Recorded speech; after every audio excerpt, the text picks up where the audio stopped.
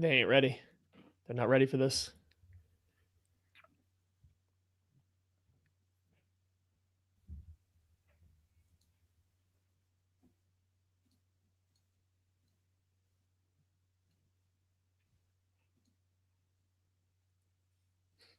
The Chiefs win their 9th straight AFC West title, and we had to call in the big guns. Thanks for listening to KC Sports Network, proudly presented by Emprise Bank. If you're thinking about starting a business or know someone who is, check out Emprise Bank's SBA loans. It's always good to know your options, and they can be your partner in possible. It's the KC Laboratory, brought to you by Emprise Bank. Member FDIC. I am not Kent Swanson. I am Tucker Franklin, but Kent was out for today's episode. He's a little bit under the weather. He is okay, though. We have to tell him every time there's somebody's not here, we have to say they're okay. I guess. But Kent did not act like he was okay, but we're going to say he's okay. So since Kent was out, we had to call in 2 subs for Kent. Maddie Lane with us, as always. Maddie Lane, all reliable here. But Craig Stout also joining us. Matt, how are you doing?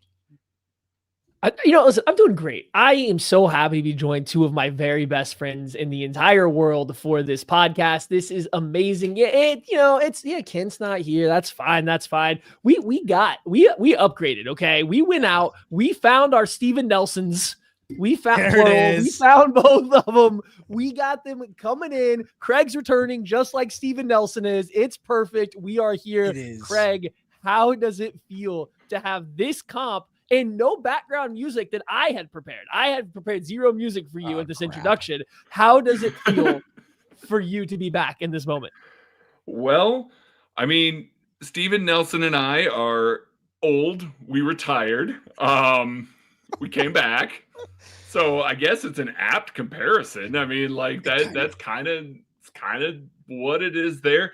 No, I was just, hanging around, got a text from my good pal Maddie Lane here saying Kent was under the weather, asking if I wanted to join. And I said, well, yes, Maddie, I would like to talk about the team that has won 9 straight divisional titles. 9, going for the record there, 9 straight. That's not too shabby. The back-to-back Super Bowl champions, the team that currently has 2-game lead on the AFC 1 seed right now. And if you turn on any national sports media right now, the team that everybody believes are frauds, going to get blown out in the first round of the playoffs, whatever round they end up in there. They're going to get blown out immediately. Yep. Bunch of frauds, nothing like that. I am more than happy to come in here and set the record straight on our favorite football team, the Kansas City Chiefs. I think I have aptly, as we are starting this podcast here, appreciate everybody watching and listening wherever you are. I named the stream of this live show, if you are watching it on YouTube or if you're listening to it after the fact, the title of the podcast is still going to be The Haters Are Sick after the Chiefs win against the Chargers, because it's true. The haters are sick about this team. They keep winning football games. They keep getting the job done. Andy Reid and company get a dub when it matters. But let's just dive into this one, because I think there is still a lot to talk about. As we do say the haters are sick. In the same breath, there are some things to talk about with this football team that I feel like we have talked about a whole lot about. First, let's do some housekeeping here with the injury updates. An MRI for DJ Humphries when it comes to a hamstring is not good. I hand up. I erroneously said on 10 things that he returned in the game. My timeline was wrong in my head when I saw the highlight of DJ Humphries. I was on a 3rd and 7 play. I thought that was after he left the game, but that was before he left the game. I think it was like the next play he left the game or something like that. My timeline was wrong when I saw that. DJ Humphries left the game, did not return, getting an MRI on it. Also, no word on Joshua Williams either. I believe it was a chest injury is what the team labeled it as he left the game. Let me double check that one. But I believe it was not necessarily a concussion. Again, I'm going to double check that. But no word from Andy Reid as he started his Monday press conference. Maddie, I'll start with you. Thoughts on those injuries kind of moving forward here? Yeah, I mean, MRI on a guy in his first game back. MRI on a hamstring. MRI on a lower body injury for a guy in his first game back from an ACL injury is not ideal, but it still at this point could be precautionary. We kind of have to, we got to wait this one out and see. We might dabble a little bit more into DJ Humphries later, but like just in case, the talks take us elsewhere, I would say I went back and kind of rewatched all of the pass pro reps that we saw from Humphries, and as one would expect, his very first, 3 drives play this year, coming back, 9-10 months after an ACL, I guess about 11 months after an ACL injury, not great. He kind of had some rough moments. He was a little late. He was playing with the new team, getting used to stuff. But I thought as the game went on, he actually kind of rounded into form. The Chiefs made it a little bit easier on him with the quick passes. But I don't know, generally speaking, coming out of that game, I felt okay about how DJ Humphries performed. I thought he was getting better as the game went on. So that was great to see. But then now to know that he's got to go and get an MRI on a lower body injury, I don't know. That gives me a little bit of pause in my excitement level of them potentially finding a solution at that left tackle spot, Craig. Yeah, I'm not a doctor. I don't know. You guys paint me as a lot of things, but I am not a doctor. However, I do have a lot of education on Andy Reid speak. And Andy Reid, if it's not like anything serious, if it's a small tweak or something like that, he's going to stand up at the podium. He's going to stand there and he's going to say, well, he just had a little tweak. He had to come out. We're monitoring it. We're going to see how he does in practice this week. We're going to go, basically he's going to set it up for, we're just going to wait and see this week. Coming out today, it was, he woke up today and he's feeling better. Like, okay, well, that's not awesome. And he's going to go get an MRI. That does not sound like a guy with Andy Reid speak only. This is all that I'm reading into it. Andy Reid speak only does not sound like a guy that is healthy or that they expect is going to be somebody that's going to be returning quickly, coming back to practice quickly, anything like that. Because Andy always will try and downplay things as much as possible, not trying to do that. Even when guys are coming back, tries to downplay the impact, everything. It's always downplaying it. Him coming straight out and saying, yep, he's going to go out and get an MRI. I'm a little worried at what that means because we've seen what's behind DJ Humphries right now. The hope for protecting Patrick Mahomes is that DJ Humphries, as he got up to speed, as he got into the swing of things within this offense, was going to be a guy that was going to be able to at least stabilize the left tackle position a little bit. Maybe league average would be ideal there. Now, all of a sudden, I don't know. It's kind of, reading between the lines, it looks like a guy that may not be playing for this team this week at least, and we'll see what it looks like going forward. Let's have that conversation though now here. I mean, because I don't maybe can fit into some other conversations that we have down the line, but I think this is a big one because the left tackle position is one of the positions all year that has been a bugaboo for the Chiefs. I feel like you finally have that spot, and I think what a lot of I think Kent said this. I don't want to give him credit for saying something good, but he did say this of you just want him to be healthy coming out of that game. And it doesn't appear that that's what it is. So, Maddie, what's the next move here? If DJ Humphries, if it comes back to DJ Humphries, yeah, you know what, wasn't quite ready. Do you have to go back to Wanya Morris again? Yeah. I mean, yeah, you do. I mean, I guess you don't know how any of the financials work and stuff like that, but what's the alternative here? Going to Donovan Smith and saying, hey, we didn't think you were good enough to start the year. We didn't think you were good enough to add in the middle of the year. But guess what? You're our fifth option. So do you want to come on down here? Well, we are about 2 weeks away from you being getting into, the playoffs. Man, I don't know. I don't think. And then there's the money thing. He obviously wouldn't require a lot of money, but they've been chipping away at whatever they have left with some contracts and stuff throughout the year of adding these vets. DJ Humphries didn't get nothing. It would help financially to not have to pay him his full salary because of the way this went down. But it's just, they have been giving out some money. Right. So I don't know what's left. I think the move is just back to Wanya Morris and you say, well, we tried, it didn't work. And now we're going to have to find other solutions. I don't know what else there's available. No, that's absolutely the case. And, Wanya Morris came in that last drive, was not an abject disaster, which was good. As a matter of fact, had a couple of rushes that he completely stymied. And hey, that's good. That's what we've seen. It's when it's gotten later into the games that we have seen all of a sudden, oh, that rusher figured out I can do this one thing and beat him every time. And then it doesn't really progress beyond that. But they have to at this point. I don't think you can continually add bodies to this roster in the hopes that you are going to get functional offensive tackle play. You already have 3 offensive tackles that you do not want taking the field right now in Ethan Driscoll, Wanye Morris, and Kingsley Suamataia. Now, if you've got DJ Humphries injured, you got 4 guys on your active roster. 4 guys on your active roster. One of them can't play, and the other 3 you don't want to play. Adding another body to that, yeah, sure, makes sense, but that is terrible roster management. It is absolutely awful roster management at this point. And so, yeah, I think that they will, again, barring DJ Humphries having to go on IR, which obviously would change the math a little bit with your roster construction. But if he is going to be back in another 2 to 3 weeks or something like that, I think we just see Wanye Morris lining up against Myles Garrett, against Will Anderson, against TJ Watt. I know everybody is terrified right now, and you should be, but that's what it looks like. And that's what you have to do. TJ Watt stays on the other side. That's TJ Watt stays on the other side. TJ does. Jawan Taylor will lock him down. Before we move on to it, I didn't want to throw this out there. Evan asked a good question. It's like, why would the move not to be moving Joe Thuney to left tackle and left guard?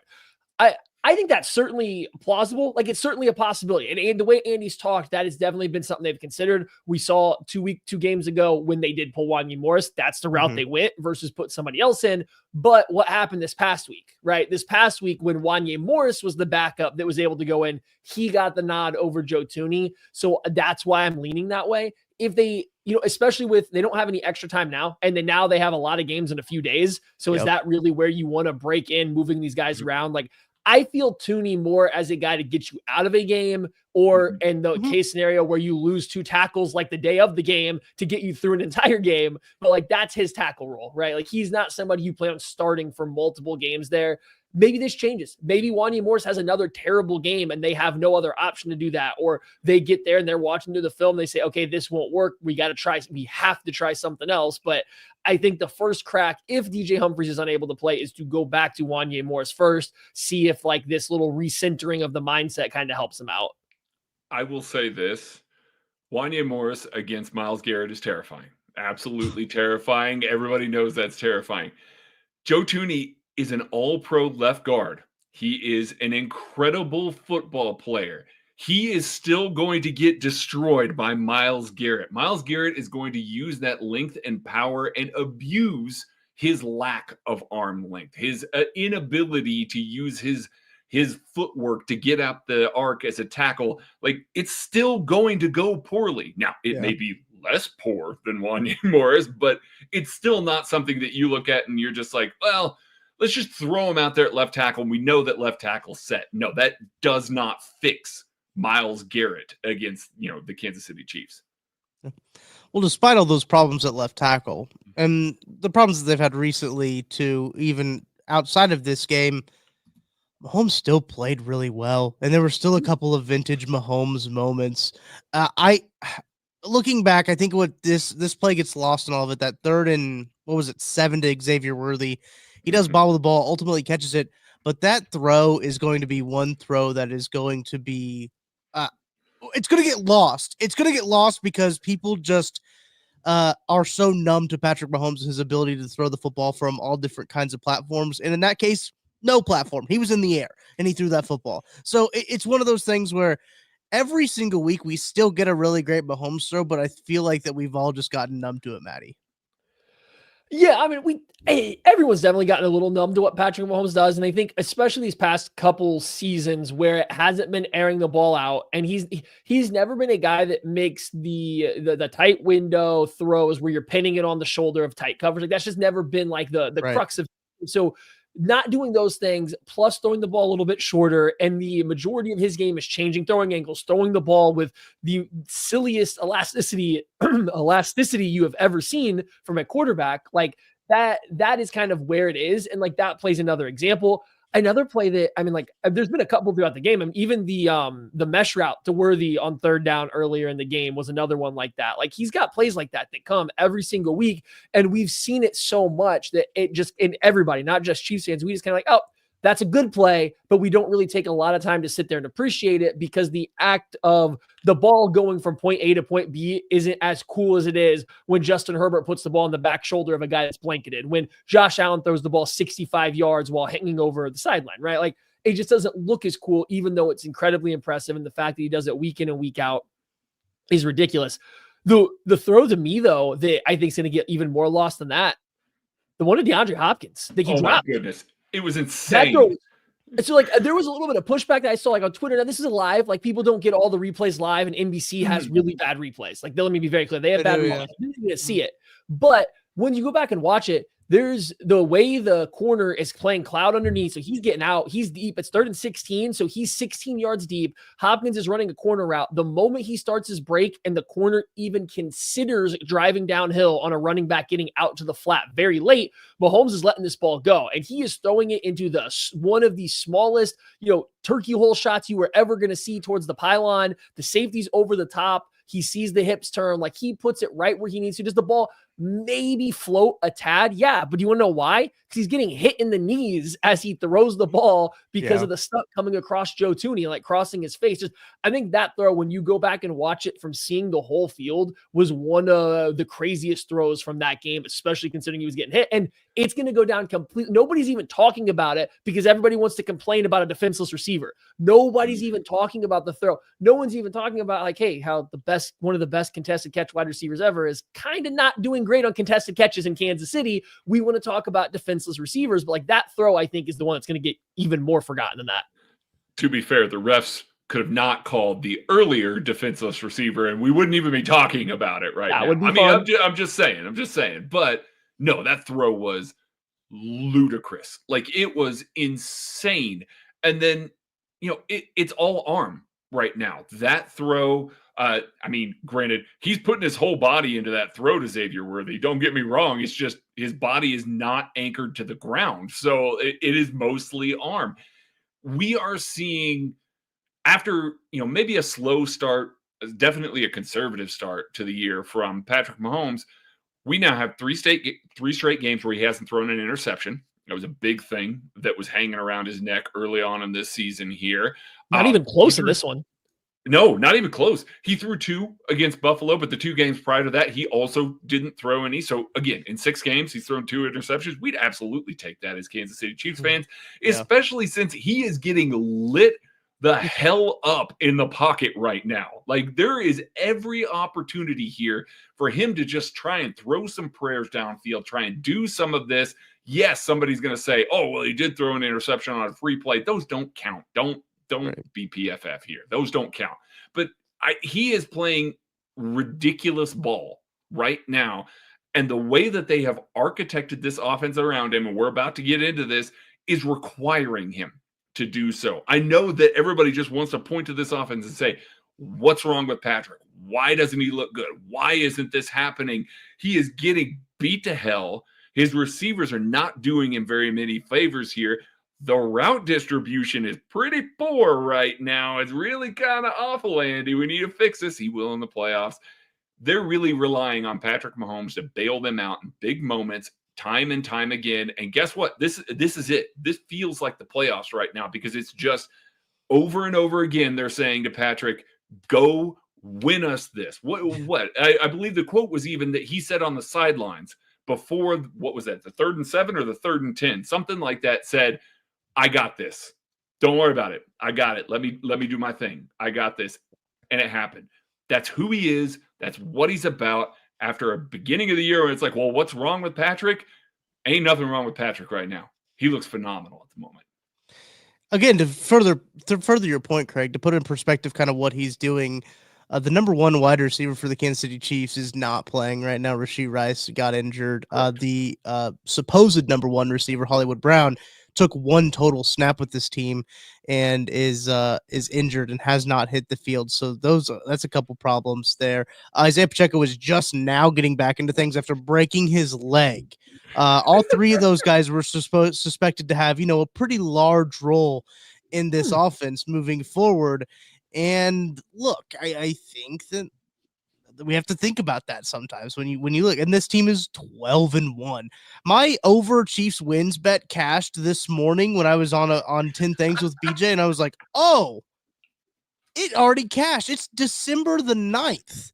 And the over wins total cashed for the Kansas City Chiefs if you had them over 11.5 at DraftKings Sportsbook, which is free money essentially. Anytime that they have the number right around 10 or 11, go ahead and take that. That's free money in the Patrick Mahomes era. But I think that's also a good point, Greg, that like you have to take in perspective of like this offense hasn't looked that great, right? A lot of things haven't gone to plan for this offense. Not to say that for everyone, right? That all the teams in the NFL have had things go to plan for them, but the Chiefs haven't, right? Like every team has their hiccups come up. I think that's going to be that's one thing that's important to note with Patrick Mahomes. And before we really fully dive into this offense, Maddie, I think I'm going to take a break. I thought about pulling the rug out from under you, but I was like, you know what? I'm not Josh. I'm not stepping in for Josh, and only weird games like I have done sometimes. This is the KC laboratory. I've got to follow my P's and Q's. I've got to follow that rundown to a T, and we cannot deviate off of it for even a second. You are not nearly hostile enough towards Maddie to be running this show right now. Okay, but if you've noticed, I've let Tucker get out all of his points. I haven't interrupted him once because I respect him. True. Oh my goodness. The amount of respect that's just occurring right here. I feel like I'm going to have to come back after the break and just be an asshole. It's a respect off right now. Maddie and I are showing our respects. It is Army-Navy week, so we do just showing our respects. We're just getting it in. But you know what? Let's take a break, because I think this next point that we're going to dive into might take some time. And so I think we should take a break, pay some bills, and when we get back on the other side, we'll talk about why the offense is the way it is. Shop Chiefs tickets and more with no fees. Plus, save big with code KCSN at ticketsforless.com, the official ticket provider of KC Sports Network. I started feeling myself slipping into why the offense was the way it was, right? When I started talking about all those injuries, Patty. So I was like, I can't. The rundown has not moved. I cannot move on yet. Oh my Lanta. But Maddie, let me just ask you what the rundown says, right? Why is the offense the way that it is? Yeah, it's the $1 million question. So a little bit of background for this. One, we're going to talk defense. I know people see Craig and they immediately think we're going to talk a lot of Chiefs defense, Chief fence, and stuff like that. We're going to get there, but pull back the curtain a little bit. Craig and I have been talking, throughout all the time, but like lately, the conversation we've been having has been very offensive driven. And this is coming from Craig. Craig brought this idea to me last night, was where it really started going. And then it kept me up way too late because I'm laying in bed after a late night game anyway, going like, damn, he's right. He's onto something here. Let me just keep pulling on this thread. I already hate where this is going. Can we just get to the point? But so anyway, we're talking offense because Craig has specifically done some research and done some work and put these ideas in my head. That's where we are going. And so the question is essentially that why is the Chiefs offense the way it is? And the way Craig got it started was just telling me like, hey, this Chiefs offense has its problems, but here's the frustrating part. No matter who they play, it's the same. No matter what situation is, it's the same. The Chiefs play the same offensive game week in and week out.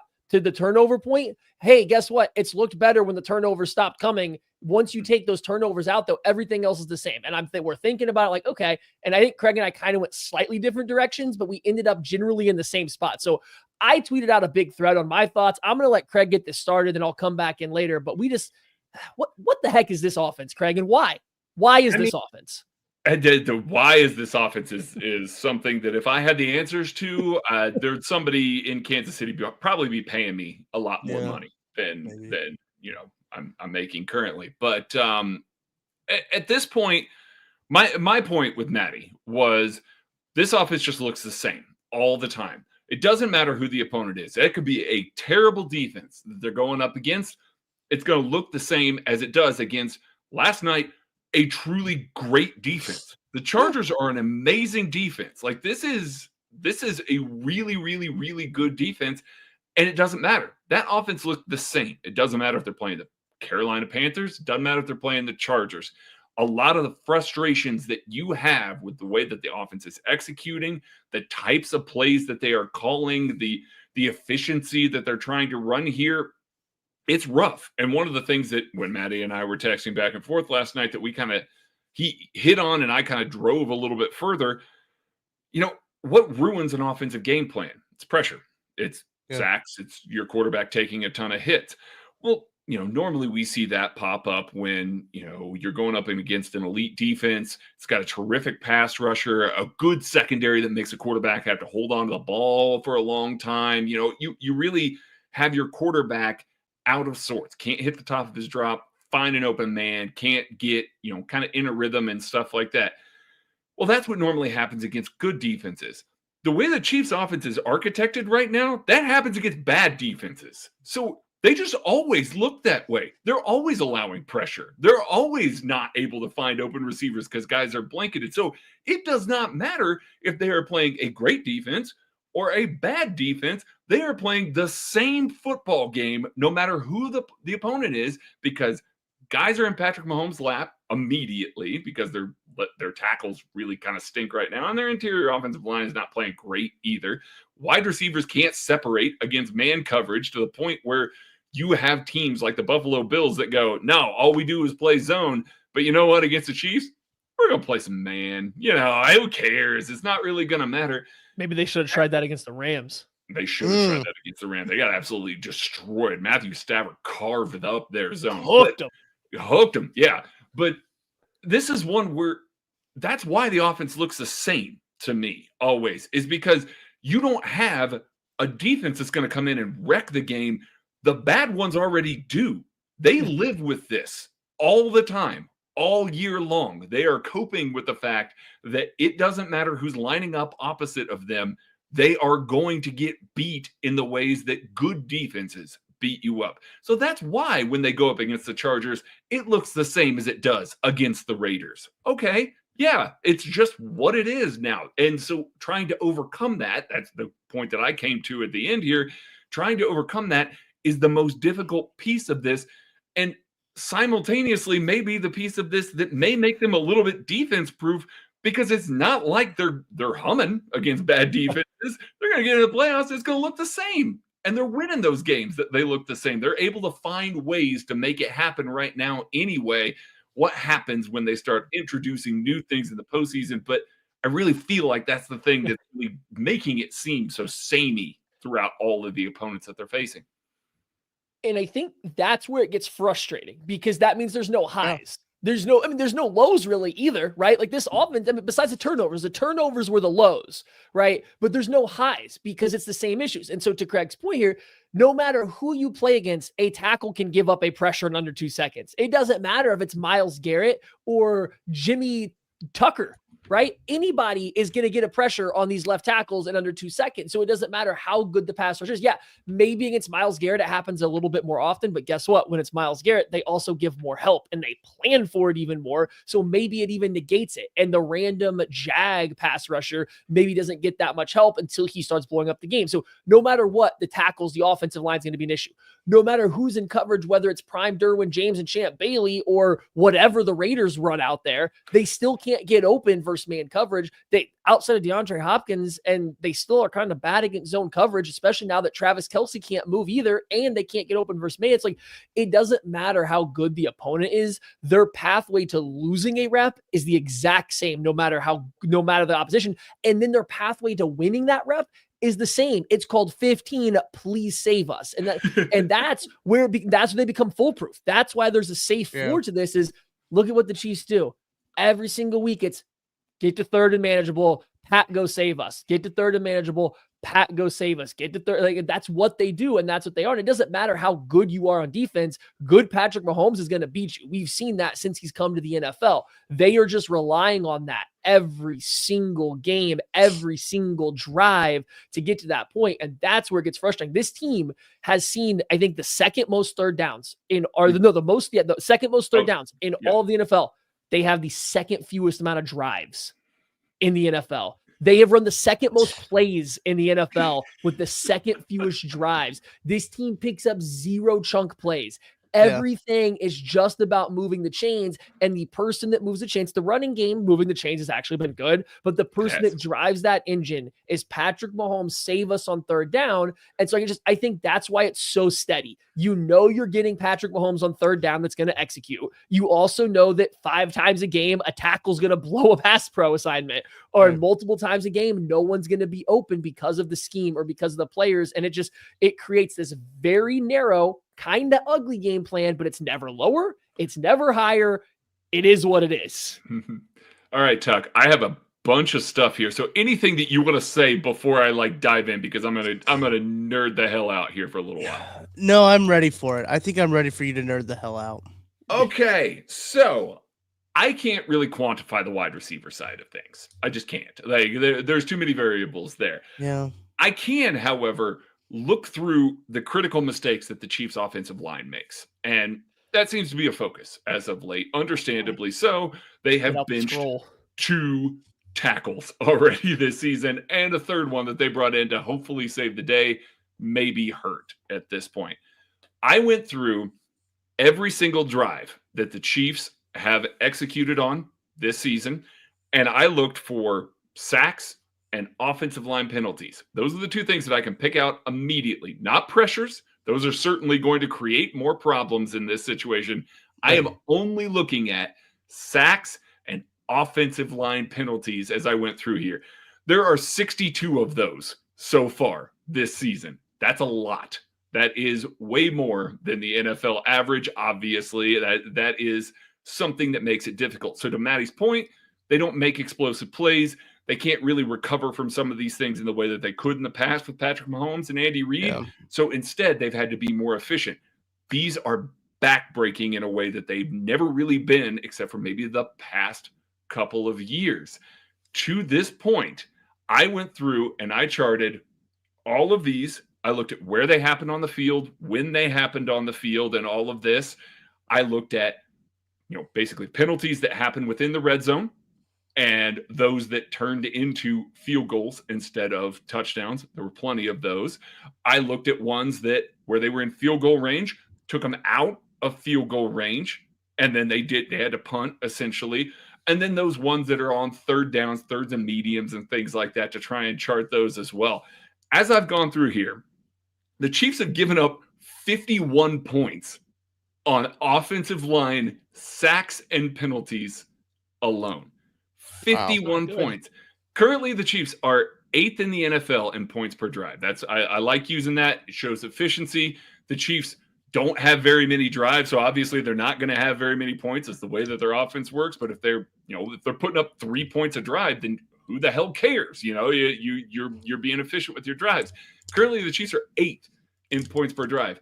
If you had those 51 points, they're number 1 in the league, bar none. It's over. Like they are putting up more points per drive than the Bills and the Lions simply by eliminating offensive line misplays at this point.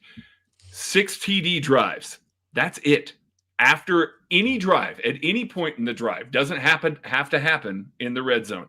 At any point in the drive, if they have a sack or a penalty, they've only been able to score 6 touchdowns on any drive that they've had that happen.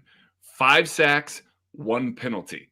That's, first of all, that sucks that they only, of all of these, that you can't overcome a negative offensive line play at any point. You've only done it 6 times all year long. Now, there were 8 drives that made it into the red zone that resulted in field goals because of offensive line penalties. 4 of those are sacks. 3 of those are penalties. We have 5 drives that they were in field goal range and they got kicked out of field goal range because of penalties. That equates to the majority of the points that you are leaving on the board at this point.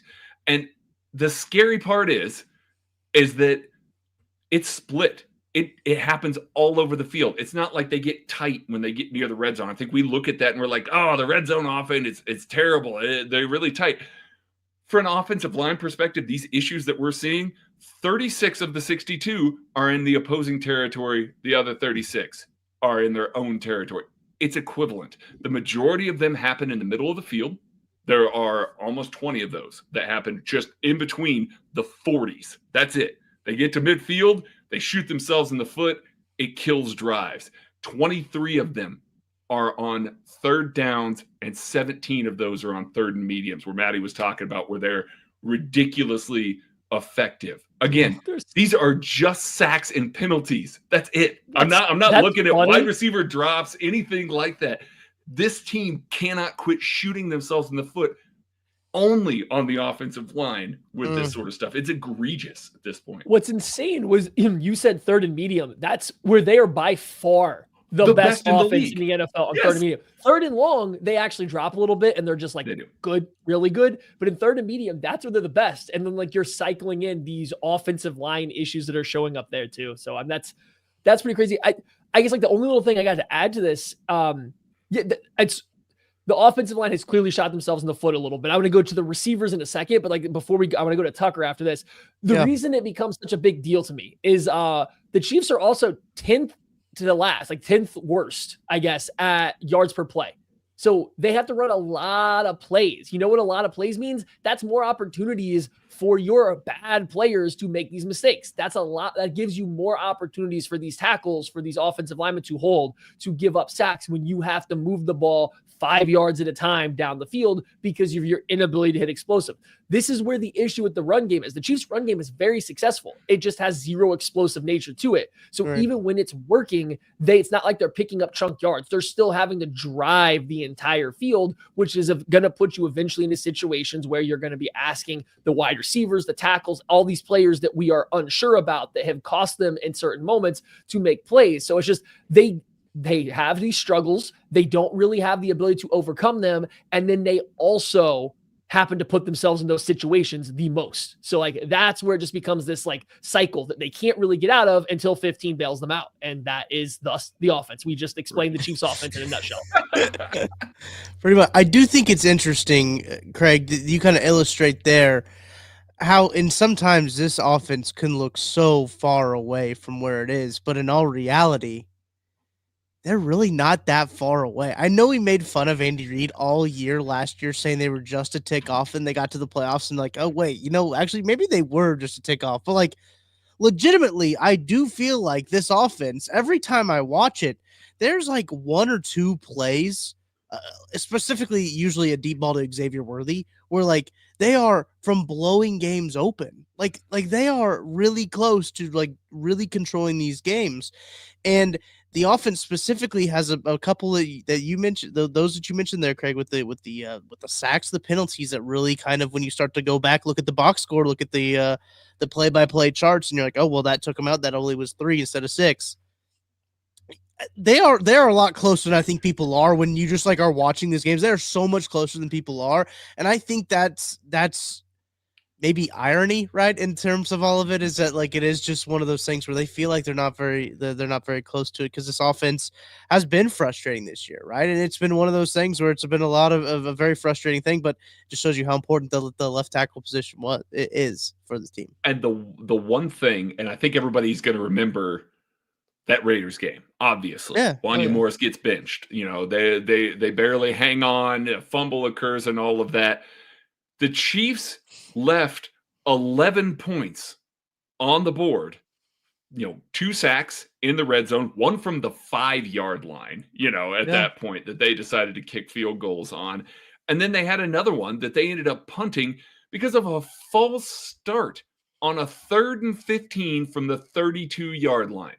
That was an incomplete pass. The next time around, that's from the 37-yard line. They didn't feel comfortable with Matthew Wright trying to make that field goal. Certainly if Harrison Butker's there, they're going to attempt that. He's probably going to make it. The circumstances are what they are with that. They left 11 points on the board against that Raiders team. If they score 30 against the Raiders, none of us are talking about the fluky wins that the Chiefs are doing here. All of a sudden we're like, well, they squeak out a tough one against a good Chargers team. Okay, understood. The Carolina Panthers been looking better lately. Maybe they're a little bit frisky there. They lose to the Bills. Denver, they block that field goal. Sure, certainly it's a little bit fluky, but not bad. The entire focus of all of this in the past few games has been that Raiders game And that's the one that they shot themselves the most in the foot with offensive line play. And I mean, and it's the one, if that's a blowout win, we're talking about this team a lot differently today, nationally, than we are, right now. Yeah. And what I think that's a big part of it. And to go along with that, there's been no explosive play. There hasn't been. We said there's been no high. Absolutely. The high just hasn't come. You throw in the Bucks. I'm picking like the most random game. The Buccaneers game, the Chiefs dropped 45 and the offense was clicking and nobody cared. Yeah. You could just look back at that and say, there's what it looks like when it works. We'll be okay. The fact that hasn't happened is where I think the issue comes in, because the whole point is it's the same thing week after week, no matter what. There isn't a 45-point game. And yet there's a couple plays. If Travis Kelce gets away from Deion Henley on that first little floater, maybe he scores. DeAndre Hopkins comes down with the one play we talked about earlier. Maybe he scores. Like, there's always a couple like what ifs, but excuse me. Sorry. The problem is it's a lot. These what ifs have been there for a long time, and they're definitely like a lot of one-offs. It's not like they're missing on the same thing consistently. And so that's where I think it's kind of like, I don't know if it's coming. Hopefully it does in the playoffs hit. We've seen this team do it in the past. I just want to add on, like, we do got to get to defense. So I'm going to be the receiver side of this. We talked a lot about how I can't break it down statistically as great as Craig just did with the offensive line. Because like he said, though, there's a lot of factors that go into it. I will say this though. They don't have people Juju Smith-Schuster, slow. DeAndre Hopkins, slow. Justin Watson, I wouldn't say slow, but not fast. Travis Kelce, slow. Noah Gray, I mean, athletic for a tight end, but still slow. Sneaky. There's no speed. This team it's Xavier Worthy, and that's it. And I think what you've seen as the years gone on, teams are less scared of him killing them deep because they haven't found that connection yet. Teams aren't terrified of the speed. They recognize it. The one-on-one defenders plan for it, but teams aren't scheming around making sure he doesn't beat them deep because the Chiefs have had such a hard time landing it. So they are such a slow team that even when Andy does want to flood everybody into the sideline that's already being covered, like teams are already handling it well, you now have no speed. Unless Xavier Worthy, there's no vertical stretch. By the time Mahomes is getting pressured, nobody's stretching it vertical. They need that extra beat just to get a player downfield because they're all old and slow. Like, it's just what it is. And so now you're trying to create, in a condensed space, you're trying to create a vertical stretch on 3 different levels, and you can't get to the 3rd level because nobody's there. Your guys underneath, unless it's Hopkins, they're not particularly good at getting open as is unless Mahomes makes the play. So they just kind of got themselves in this pickle. And then I don't want to go too down on it, but let's get Travis Kelce off the backside. I don't want to see any more why ISO Travis Kelce. Oh, concept over here to the left. If that's covered, we'll just come back to Travis Kelce, who's going to be over on the right. Like, no, his entire getting open now is running up and like shimmying in someone's chest, pushing them off and getting open. And that takes time and it's not reliable anymore. So like, we got to figure out something here. I do think we talked about all year, people are slowly catching up to what Andy does schematically. So we need to kind of dial it back. Hey, let's go back to the RPOs we ran in 2019 and 2020. Let's go back to some of those things, because what you've done since then, teams are catching up to. You can't do the same stuff. And it's just, I hope they continue to try and move stuff around with that, because the receivers are not getting open on their own. They need Andy's help, and he's just kind of out there letting them sink or swim. And it feels a little bit like this is just the 2022 playbook. That they're just trying to run it in the regular season. And I mean, we'll put a bow on the offense here by saying, you know who's really good at fixing a lot of things really quickly once you get to the postseason? This group of guys. We said all of these, not all of these same things, but a lot of these same things about this Chiefs offense last year. Got into the playoffs, they look better. Not great, but better. There's more potential for this team with these receivers. Hollywood Brown coming back. DeAndre Hopkins getting a little more integrated in here. Patrick Mahomes playing better football this year than he did last year. There are more avenues to fixing this offense than there were last year. And if there's any group of guys that's earned that grace, it's this set of guys. So, we're saying all this to say it looks very samey. There are a lot of problems with it right now. And yet, I could see ways that they can still fix this. They're not bad. They're not a bad offense. They're a top 10 offense in just about every metric, right? Like they're not bad. point of this is it looks ugly because they live on an edge the entire time. The problem is that they can win from that edge because Patrick Mahomes is that good. Like, this isn't saying it's a bad offense. This is just saying, why do you feel like it sucks when you watch it? Why is it so miserable to watch the offense barely move the ball against everybody? It's like, well, guess what? When they play a good team, they still move the ball the same. It's just like, yeah, we're trying to get to like why it feels that way. Is it still a top 10 offense? They're still fine. They're good. And so I want to be clear. It's not a bad offense. They were ahead of the Chargers season-long points per game. They beat it. They beat it. The Chargers are good defense, and they outscored what the generic offense does against them. So, they're good offense still. Yeah. All right, let's move on to the defensive side of the ball. There's some stuff going on the defensive side of the ball. We mentioned at the top of the show with the Joshua Williams injury. Steven Nelson was in town for a visit. The Chiefs do officially sign him to the practice squad. So Steven Nelson to the practice squad. That's another body that the Chiefs have added. And look, I mean, we are getting on to the multiverse Chiefs team. I believe Joel Brustel tweeted that out from the KCSN account. This is just the multiverse Chiefs team. We're just getting Chiefs from a bunch of different areas to come on to here. But there have been some holes in this defense recently in the secondary, even in the pass rush as well. I think you could probably poke holes on all three levels of this defense. Craig, I guess I'll just start with you. What side of it? What fix do you want to talk about first with this defense? Oh my goodness. Well, where do we start? Where do we start? Well, first of all, Nick Bolton had his best game of the year, in my opinion. He was everywhere. And I think part of that is because, listen, Chris Collinsworth does not do a whole lot of things that I like.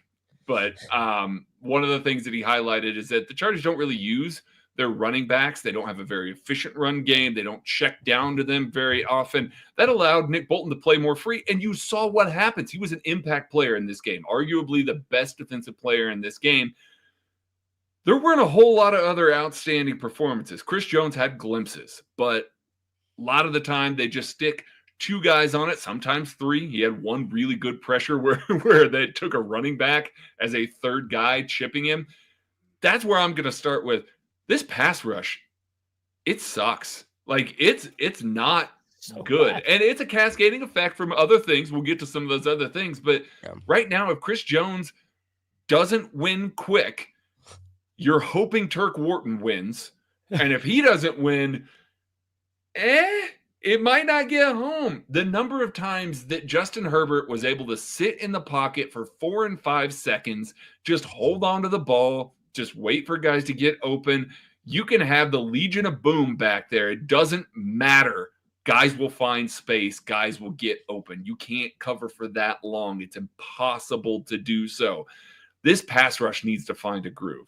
Mike Dana isn't cutting it right now. George Karlaftis, after having some good games earlier in the season, not really cutting it right now. So if Chris Jones is not able to impact the game because they're throwing all kinds of bodies at him, and Turk Wharton is on the bench because it's an early down and you want another guy next to Chris Jones that's going to play the run well, guess what? Your pass rush is gone. And you don't want to blitz if you're Steve Spagnuolo, because that makes your secondary more vulnerable, and that cascades through it. This 4-man pass rush just can't get home in the way that it absolutely needs to, with how depleted the secondary is, what they're having to call on the back end right now. They need more impact plays from that 4-man rush. It is, I understand. I'll let Maddie speak to the why behind Joshua Uche not playing this week, not being active this week. But man, as you watch that Chargers game, that entire time, you're thinking, boy, I wish Charles Omenihu was a little bit more healthy and that Uche was on the field, because this is a struggle to try and watch this 4-man rush the passer right now. Yeah, I mean, the pass rush is bad. I mean, there's no two ways around it. And it even seems like the pressures that they do get are not very impactful. It seems like when a pressure does come, it's one guy, usually Chris Jones. He's coming in there, but then the quarterback has plenty of space to move or get away or just sidestep him. Or get the ball out because the coverage behind it's bad. That's not what we're talking about yet, right? There's just ways to negate the pressures that Chris Jones are getting when he does get them. And that's where the issue comes in. And this is also when he had to go on. This is where I think Uche really struggles, is I think they're having a hard time figuring out how to rush him with Chris Jones. Chris Jones is a freelancing pass rusher he's got the green light to. He should.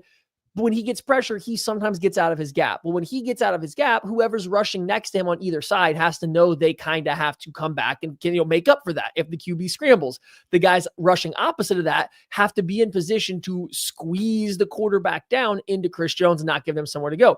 Uche is a great one-on-one pass rusher. He can win inside and outside. What he can't do is win inside and outside at the same time. He can't get in there, control a blocker, and get back across him. He can't rush the high side, counter back the inside. He can't make an inside move and get back outside. So I think they have a hard time rushing those two guys in particular together because it doesn't mesh. So that's how he ends up inactive after they make the trade, despite him clearly being a talented rusher. And this then translates to everybody else. So Karlaftis and Mike Dana, they can sure hold contain and maybe squish the pocket down, but guess what? They're not winning at all right now on the outside. Those two guys are just not winning. They're getting no pressure on their own. Mike Pennell, love Mike Pennell. He doesn't get pressure. Tershawn Wharton gets some from time to time when you get the right rush in, but you can go find countless plays against the Chargers. Watch this.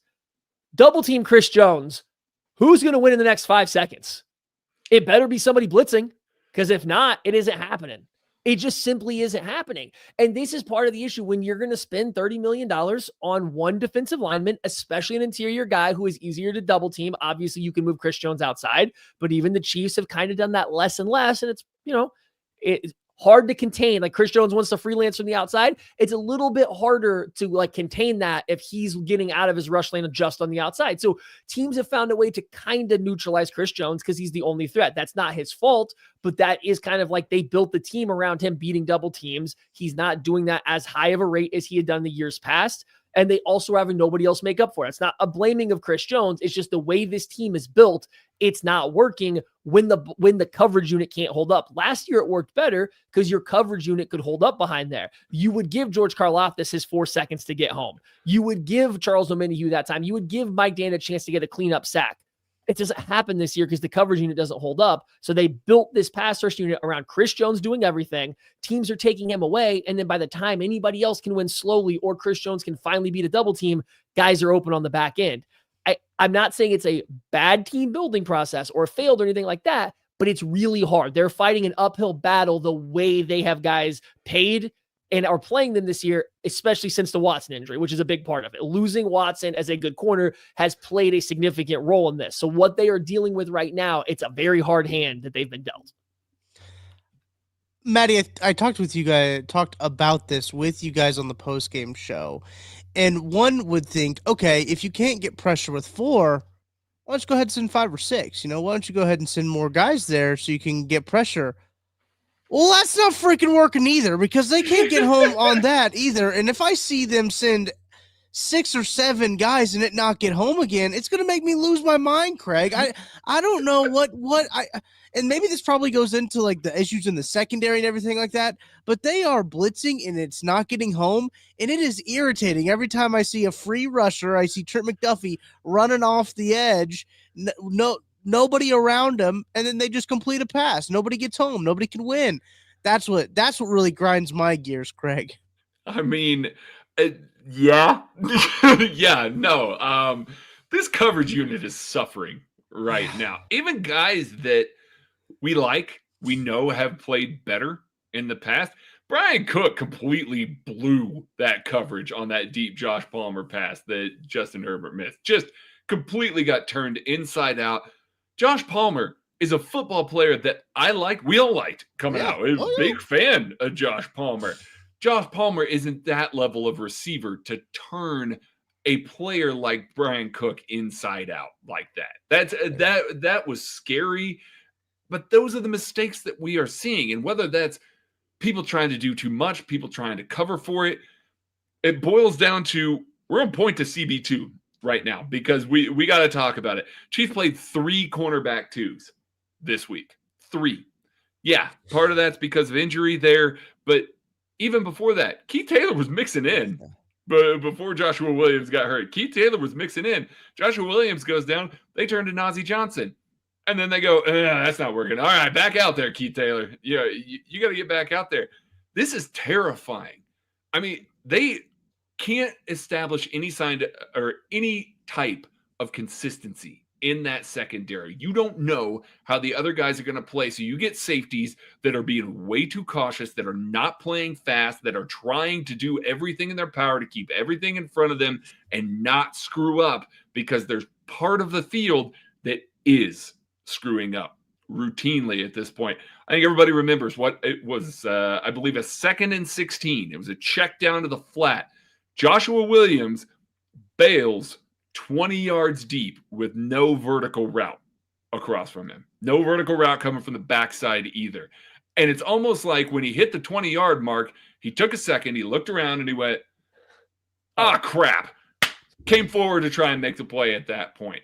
I like Joshua Williams, a big hitter, good press corner. The Chiefs lined up against this set of wide receivers and said, we're going to play zone. And then when it wasn't working, okay, well, we're going to line up and we're going to blitz and we're going to play some man. And guess what? That didn't work either. Trey McDuffie got beat up a little bit in man coverage. Chamari Connor in the slot against Joshua Palmer got absolutely roasted. They can't play man at an effective level and blitz. And they don't have the guys out there that can play zone and get the right spacing, get the right assignment, get whatever they need at CB2 in order to keep kind of a tent on everything. So it doesn't matter what the coverage call is out there. There's somebody open. We saw the sacks that Justin Herbert, or that the Chiefs were able to get on Justin Herbert. They would do the reverse angle, and you just see the broadcast crew just circling open guys in the secondary. It's like, oh, he missed that guy. Oh, he missed that guy. That's what it is. That's why the blitz isn't getting home. That's why it's not coming. That's why Steven Nelson signed to the Chiefs practice squad earlier today. I mean, that's the long and the short of it. They are hoping that he's going to walk in out of retirement and be better than Keith Taylor, Joshua Williams, Najee Johnson, and get them back to the point that they were with Jalen Watson. Because when they had Jalen Watson, they could play zone. They could play a little bit of man. Trent McDuffie could kick into the slot. They could get a little versatile with that, and they could play to the other players' strengths. As it is right now, it feels like a whole bunch of square pegs and round holes that they just can't figure out how to get the right personnel on the field. And that really bothers Steve Spagnuolo. You could tell he hates the fact that he can't pressure, hates the fact that he can't blitz. Like, you see every time they're cutting to him on the sideline, he is just growing more and more agitated with every single snap. Just like, man, this is not how this is supposed to be. We're better than this, because they are, but they're not playing like it at all, especially in the secondary. Well, and I said it yesterday. The problem with blitzing right now is like all of that is like they can't figure out what to do on the back end, and then the blitz stuff is not getting home. But like, this teams are ready for it. The Chargers, now I don't have it like play by play, but if you look at the Chargers skill position players, 17 of them registered a pass blocking rep according to Pro Football Focus. The Chiefs, a team that we are saying all year gives their offensive tackles a lot of help because they have to, only registered 11. Only 11 such plays. And they ran 10 more passing plays than the Chargers did. Now, that doesn't include chips and everything like that. I want to be clear. Like, this is not like a full-fledged, like, went through every play.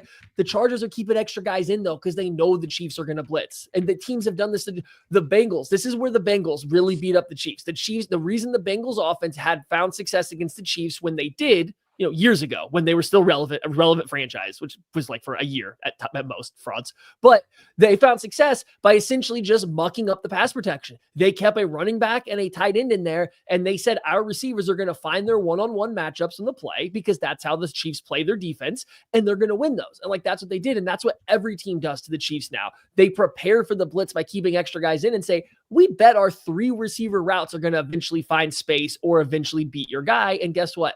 They are correct, because it happens over and over again. Chamari Connor has the biggest target on his back of all time. Najee Johnson, when he steps on the field, is almost as big. I don't think it's quite as big, but like, it's almost there. And then the Chiefs go out there and they say, oh, hey, Joshua Williams, you're good at press, man.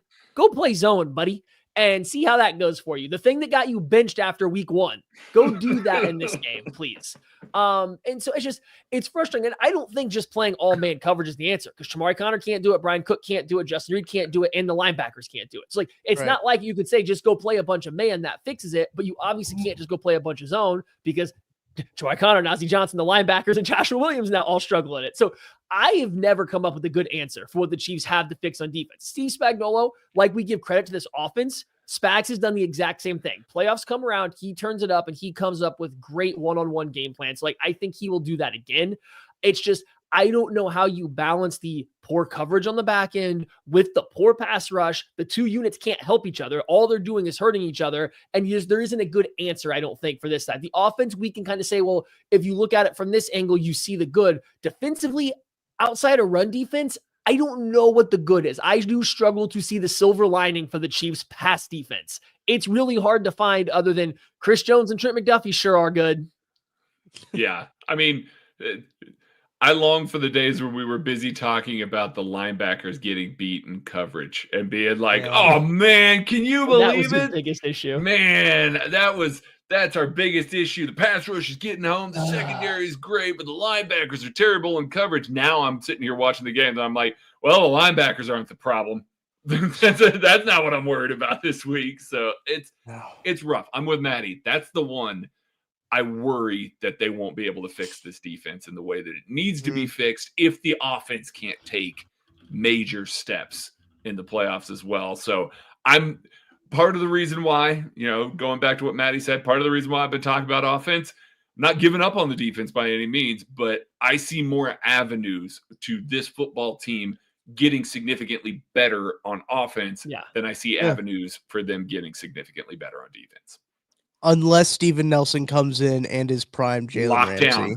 Yeah. If he plays even if he plays like he did last year, I think it goes a long way. Honestly, he was good last year. Like, I think that goes a long way. They still have some of the issues, but like, I do think that goes a long way. So like, hey, the entire defensive season rides on Steven Nelson, just like it's 2017. I think so. I think that sounds about right. Anything else on the defense before we talk about kind of big picture AFC stuff?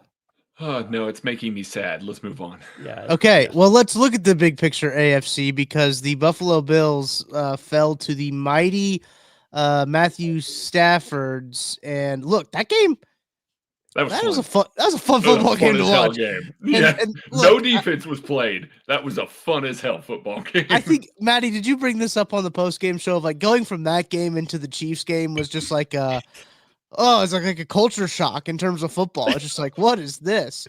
That was like getting baby powder slapped across the face is what that was. Going from that game into watching the Chiefs and the Chargers try to keep their quarterbacks upright was brutal.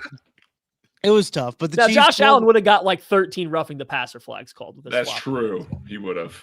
I've been kind of poking the Bills bear, by the way, ever since that game. There's been a couple tweets like, wow, look how good Josh Allen played. And I was like, wow, that's a really good stat line. There's no way they could have lost that football game. There's no way that Josh Allen and his team aren't the best team in the AFC with a stat line like that. Well, putting up numbers like that, he has to be the quarterback of the best team in the AFC. Well, he's not, because the Kansas City Chiefs are 12-1 record and the first in the AFC West. They win their division, as I mentioned, at the top 9th straight time. Buffalo Bills do win their division last week, but they are 10-3. So the Chiefs have a 2-game advantage up on the Buffalo Bills, which comes in handy coming down the stretch here as the Chiefs have 3 games in 10 days. This next week, another opportunity for the Chiefs to get another game up on the Buffalo Bills as they are facing a pretty darn feisty Lions team. This Lions team is a fun football team to watch. Dan Campbell has got the boys playing some ball. They are fired up. They're going to go for them every opportunity that they can. They're an aggressive team. Love to watch them play. They're playing the Buffalo Bills, and the Chiefs get the Browns this week. The Fighting Jameis Winstons. Look, if Matty, I don't know if you made this point. I think it was you who made the point. If Trent McDuffie doesn't get an interception this week, nobody's getting an interception this week. This is going to be the weirdest. It's every game is odd with the Chiefs. True. Jameis Winston's going to not throw an interception this week, and they're still going to lose. We are kind of in like going to happen for Trent. It's never happening for Trent. Then. We're kind of in prime we're in roller coaster because Jameis right now is kind of down. I feel like the Jameis stock's a little down right now after the game. Are we on the up tip? Do we still have further down to go for Jameis? Because sometimes it goes real down before it goes back up. He's got 4 more games, so I think there's room for another down or 2 before you end on a peak. Like he's gonna, he's ending the year. Are we acting like this isn't like this is a game-to-game thing? I thought it was a drive-to-drive roller coaster. I mean, like, it's a also throw fair. to throw. it's Someone called him Two-Face. Harvey Dent. He just flips a coin every time. That's not a bad idea. Yeah. He flips a coin and says, "We're gonna get good Jameis or bad Jameis." But another opportunity for the Chiefs to get up a game when they play the Cincinnati, the discount Cincinnati Browns. As we get closer here, we'll obviously have more for that game on Wednesday. But Maddie, I'll start with you. Just thoughts on the AFC, the AFC's number 1 seed in general as we kind of get down the stretch here. Only a few games left. Listen, we got to put the Steelers in this conversation too. They're technically tied with the True, Bills. yeah. The Bills are winning the tiebreaker. Now, the Steelers do play the Eagles, the Ravens, the Chiefs, and then ending with a divisional rival Bengals, who will probably be, out of the playoff picture by then. But still, they got a pretty tough schedule down the stretch. So this could be a huge week for the Chiefs because if I'm not mistaken, if the Steelers and Bills lose this week and the Chiefs win their next 2 games, so they would have to beat the Browns and the Texans, they're donezo. It's over. That 1 seed is locked up. They can get that extra bye. They don't even have to play the Steelers. It doesn't even matter. So if the Chiefs win the next 2 and the Bills lose to the Lions, who, hey, half the people in the world are going to put as the best team, the other half will put the Bills. That's fine. The Lions win that game. And then, the Eagles continue to run hot, win a home game against the Steelers. Chiefs are looking pretty good for locking up that 1 seed early. So, the Chiefs are in a good spot. Like getting that extra game cushion against the Bills is huge, right? It's obviously big. It kind of seems obvious to say, but that extra game is going to be huge. So I do think coming out of this weekend, there's the chance that at least one of these other AFC teams loses. So as long as the Chiefs take care of business, like you are right on the cusp of this kind of looking real good. Yeah, no, they're in a wonderful position. It doesn't really matter what anybody else does. If the Chiefs win 3 of their last 4, they're the 1 seed. End of story. So if they win the next 3, they don't got to depend on Detroit, Eagles, Ravens. It doesn't matter. The Steelers and Bills can be perfect. And because the Chiefs had this 2-game lead on this, it's over. But yes, it could be a scenario where even this weekend, watching the Steelers lose to a good Philadelphia Eagles football team, and the Bills losing to a good Detroit Lions football team. Again, both NFC teams that they are playing. So doesn't necessarily from a playoff seeding hurt either one of those teams the same way that it may hurt them with an AFC team. Now all of a sudden you may see a little different approach from those 2 teams. If both of those teams lose at that point, Chiefs beat the Browns this weekend, they really can wrap this entire thing up with a win versus Houston, not even have to show anything at all to the Pittsburgh Steelers on Christmas Day. They can completely back that off because why would you show anything to a potential playoff team? And then the Denver Broncos in Week 18, also a potential playoff team. You don't want to show anything to them either. This is a prime time to just line up, beat the hell out of a couple of teams, be done with this, use the final 2 weeks to do whatever you want to do, whether that's rest some guys if they got any little nagging injuries or anything like that, integrate a Hollywood Brown, maybe DJ Humphries is back, you want to get in some more reps. There's no pressure on any of those games. It's over. You're good. Nobody's got anything more to earn. There's just incentives at that point. Try and focus on getting those. At that point, you can start architecting towards that 1 seed, towards the playoffs.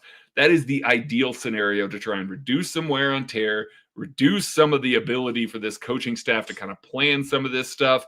And for everything that we talk about with this football team, we just spent, over an hour here, 67 minutes talking about this football team. And a lot of it was, why is this the way that it is? What could be better? How can they improve? All of this stuff. They have a 2-game lead on the entire AFC. Over the supposed best team in the NFL. Over the supposed best team in the NFL, who loses pretty. They do lose real pretty. I get it. No. Those first 2 losses were not actually they were pretty ugly. This was a really pretty loss against the Los Angeles Rams this week. Everybody wants to crown the next football team to come in and dethrone the Chiefs. I get it. I remember the Patriots too. It sucks watching just a team be inevitable for this entire time. And that's all it is. We are nitpicking this football team to death because we see avenues for them to not have the three-peat, to not have some of the postseason success, to not get to where they need to get. But the truth of the matter is they are just beating the hell out of everybody in the AFC. They're beating them ugly, but they're beating the hell out of everybody in the AFC except for the Buffalo Bills, who are 2 games back from them right now. It is fun as hell to watch. It is hilarious. I mean, again, I laughed so hard when that football doinked off of the upright and went in. Of course it did. That was the only way that this football team could have won the division this year. It had to happen that way. I can't wait for some crazy ass play to happen in the playoffs that everybody's just going to be like, what happened? Why is this football team getting everything to go their way? They will it to be that way. We didn't even talk about the fact that the Chargers shanked a kickoff to put the Chiefs in a prime position to do that. Yeah. We're not even going to talk about that. No, we're going to talk about the doink. No, football teams make mistakes all the time. The Chiefs are really good at capitalizing and making them turn into wins. That's why the Chiefs are currently the 1 seed, and that's why they're going to be the 1 seed. Last thing on the seeding, and then I'll let Tucker do, get whatever he has up. I need the Ravens to either bottom out or win out, because I would really like to see them out of the wild card round. That would be great for Maya. Let's, It would be objectively hilarious to beat them again. You guys remember when Isaiah Likely put his foot on the sideline in week 1? You remember that weird? That would be fun. I still would rather play the Chargers, the Broncos, or the Steelers or the Texans before I'd like to play the Raiders. I would very much like the Ravens and the Bills to play. So, come on, Pittsburgh. Let's figure this out. Yeah. The Steelers, I think, kind of got their schedule. I don't know if you guys saw, they didn't have their first divisional games until week 11 or something like that. That's insane. What was the NFL doing there? That's a tough division too. Backload all those games and just be like, all right, well, it's winter. Here you go, Pittsburgh. It's that sucks. All of them. Oh, the 2 games you're not going to play, Chiefs and Eagles. Let's go ahead and backload you there. Let's go ahead and give you Chiefs and Eagles in those back 2 games. One of them was on Christmas Day, by the way. How pissed off would Netflix be if the Chiefs could sit Patrick Mahomes on Christmas Day? Oh, I mean, I would laugh. I would too. With the Raiders fumble or the Broncos, blocked field goal or any number of plays that ended. I hope we get a debate start sit strategies. Yes. I hope in a 2 weeks time we are debating start sit strategies, because I don't think you want to go 4 weeks, 3 weeks without playing your starters at all. That seems like a lot. But do you give them 1 week off on short notice versus the Steelers and then play them for a half the last week? What's the plan? There's a lot of good podcasting there on the bone, so let's go. Especially with the Hollywood Brown potential returns, you want to get him in sync with the offense. So, are you going to need to do that? We'll see. Plenty of good podcasting still left to be. But look, since Kent wasn't here, we had to go over an hour. That's the vibes here. When Kent's not here, we got to go over an hour. But appreciate everybody listening, watching, spectating, doing whatever you do to this week's edition of the KC Laboratory. The guys will be back on Wednesday for Matter Day as they preview the Chiefs and the Browns. Only Weird Games will be live tomorrow on Tuesday. We'll be doing the drawing for the Solar KCSN raffle as well. Thank you, everybody who donated for that. Tickets are closed. We do appreciate that. We'll be doing the drawing tomorrow during the Only Weird Games podcast, so make sure to hop in and join in on the fun there. I'm sure we'll have some fun as we are spinning the wheel of names, as we always do. But for Maddie Lane and Craig Stout, I'm Tucker Frankel. We will catch you guys next time on the KC Laboratory. That's right, Kent.